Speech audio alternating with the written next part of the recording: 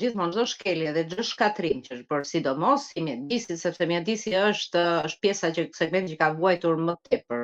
nga investitorët të ashtu quajtur strategjik, strategjik të ashtu quajtur do thoja, sepse për mua nuk janë strategjik fare, janë individ me pasuri të tejskajshme, të cilët janë pasuruar në kurizin ton duke na vjedhur vazhdimisht ndjes, nuk jam e anshme,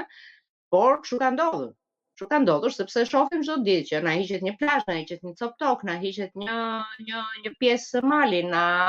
ashtu dhe gjithmonë mbrapa janë një ose dy investitorë të ashtu quajtur strategjik që po na shkatrojnë.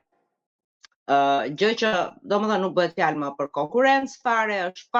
fare e qartë e di edhe i fëmia edhe njeriu më naiv e kupton se çfarë fshihet mbas gjithë kësaj gjëje